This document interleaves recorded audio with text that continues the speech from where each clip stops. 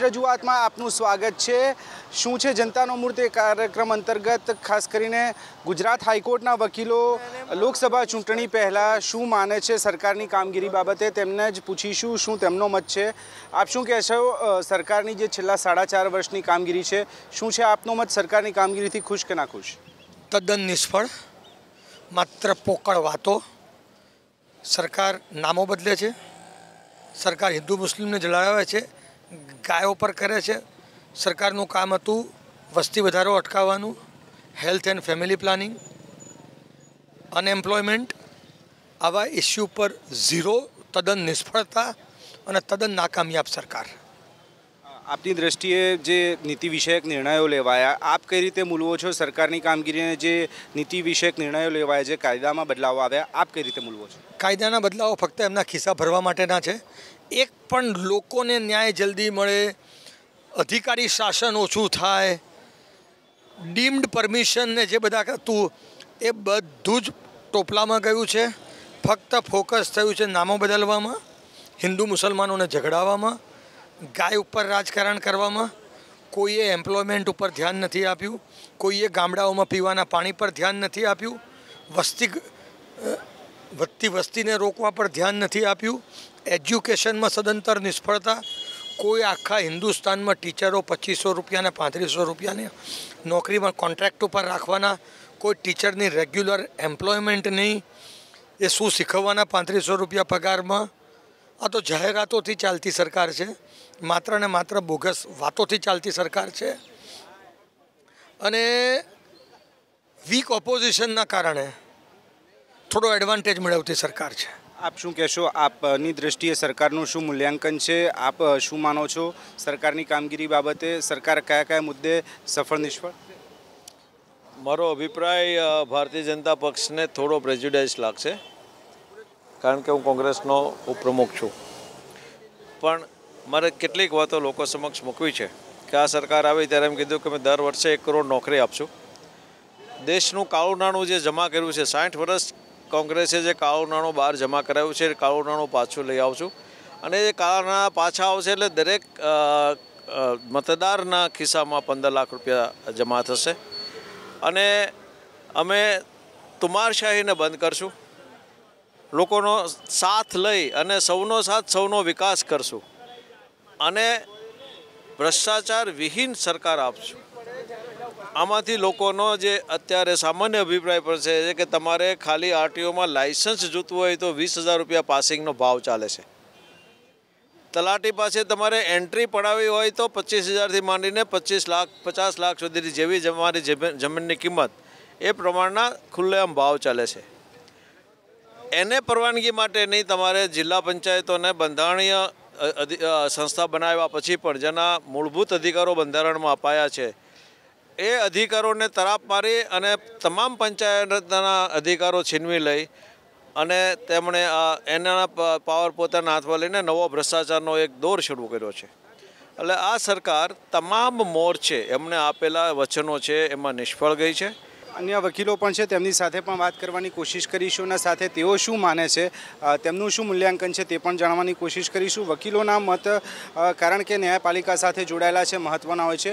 આપની દ્રષ્ટિએ આપનું શું મૂલ્યાંકન છે ખાસ કરીને સરકારની જે આટલા વર્ષની કામગીરી રહી છે, 4.5 વર્ષની, લોકસભાની ચૂંટણી પણ આવી રહી છે, આપનું શું મૂલ્યાંકન? પહેલાં તો મારું એવું કહેવું છે કે ભાઈ 4.5 વર્ષનો જે સમય છે સરકારને મળ્યો છે એ ઘણો ઓછો છે। મારા મંતવ્ય પ્રમાણે કમસે કમ 2 ટર્મ સરકારને મળવી જોઈએ।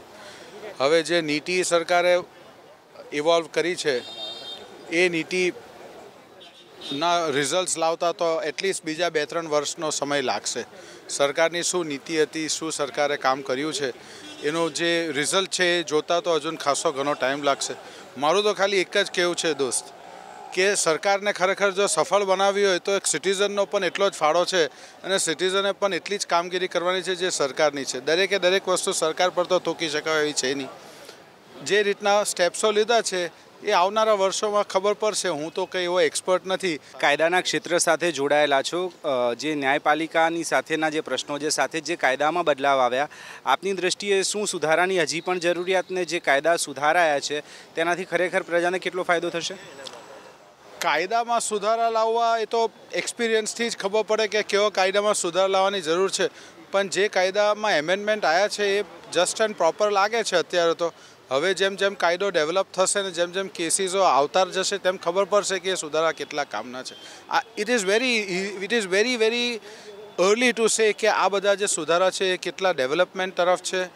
આપની દ્રષ્ટિએ આપનું શું મૂલ્યાંકન સરકારની જે કામગીરી છે છેલ્લા 4.5 વર્ષની, આપ શું માનો છો સરકારની કામગીરી આપની દ્રષ્ટિએ આપ ખુશ કે નાખુશ, અને જે બદલાવની જરૂરિયાત છે શું બદલાવ માનો છો જરૂરી છે?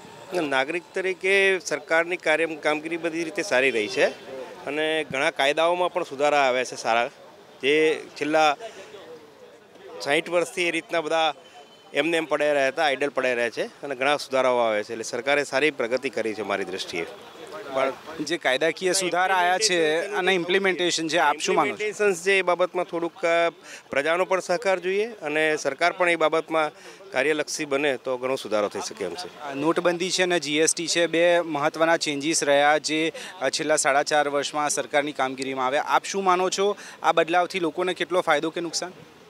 એ દરેક વ્યક્તિ પર નિર્ભર કરે છે અને કઈ રીતના કોને કયા ક્ષેત્રમાં છે, પરંતુ આ બંને સુધારાઓ કઈ સેન્સમાં લાવવામાં આવે છે અને કયા કારણથી લાવવામાં આવે છે એ પહેલાં જોવું રહ્યું. અન્ય વકીલો પણ છે, તેમની સાથે પણ વાત કરવાની કોશિશ કરીશું અને તેમને પણ પૂછીશું તેમનો શું મત છે સરકારની કામગીરી બાબતે. આપનો શું મત છે, શું માનો છો સરકારની જે છેલ્લી 4.5 વર્ષની કામગીરી છે તે બાબતે? મારું માનવું છે કે અત્યારે તાત્કાલિક જે નામદાર ગુજરાત હાઈકોર્ટમાં જજની નિમણૂક થવી જોઈએ એ હું સૌથી અત્યારે આજે તમને કહી શકું વધારેમાં વધારે.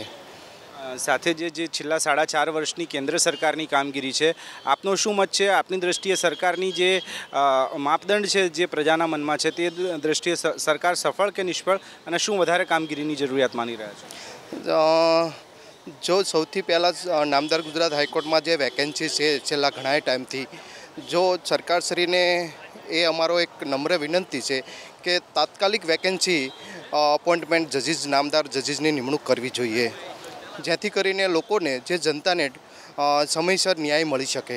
અન્ય વકીલો પર છે તેમની સાથે પણ વાત કરીશું. આપ શું કહેશો આપની દ્રષ્ટિએ સરકારનું શું મૂલ્યાંકન છેલ્લા 4.5 વર્ષનું આપનું, જે કાયદાની સાથે સીધા જોડાયેલા ઇસ્યુઝ છે જે ન્યાયપાલિકા સમક્ષ પણ આવ્યા, તાજેતરમાં જે બિલ અનામતનું આવ્યું, આપની દ્રષ્ટિએ કેટલું મહત્ત્વનું બિલ માનો છો જે કાયદો બનવા જઈ રહ્યું છે? સાથે જ ગુજરાત પહેલું રાજ્ય બન્યું આ નીતિનો અમલ કરવામાં, આપનું મૂલ્યાંકન શું કહે છે? સાથે જે રામ મંદિરનો મુદ્દો હોય કે સબરીમાલાનો મુદ્દો હોય, આપ કઈ રીતે એક ધારાશાસ્ત્રી તરીકે જુઓ છો? જ્યાં સુધી હાલની કામગીરીમાં કાયદા સાથે સંકળાયેલી બાબતો છે, સરકાર દ્વારા સારા એવા બિલ પસાર કરવામાં આવેલા છે. જે બિલનું સારી રીતે ઇમ્પ્લિમેન્ટ થાય એના માટે સિટીઝન એટલે ભારતના નાગરિક તરીકે દરેક જણાએ એક્ટિવ થવાની જરૂરિયાત છે. અલ્ટિમેટ સરકારના કોઈપણ નિર્ણયને પોઝિટિવ બનાવવાની તાકાત લોકતંત્રમાં પ્રજા પાસે રહેલી છે. સરકારના જે એફર્ટ છે એ સરકારના એફર્ટને ભારતના ભવિષ્ય સાથે હું પોઝિટિવ સંકળાવું છું. કારણ એવું કે જેમ કે ખાસ કરીને તમે જે સવાલ કર્યો, જે સવાલની અંદર અનામતના બાબતનો જે મુખ્ય સવાલ હતો, અનામત એટલે કે સમાજના નબળા વર્ગને ઉપર લાવવા માટેનું કાર્ય, જે જાતિ વિષયક ક્યારે પણ ન હોઈ શકે.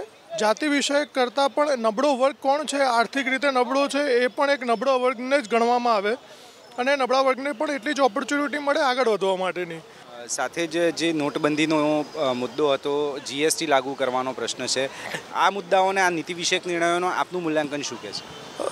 જીએસટીનો મુદ્દાની રિલેટેડ જ્યારે વાત કરીએ તો જીએસટી એક કોમન ટેક્સ છે, બહુ સારી સિસ્ટમ છે.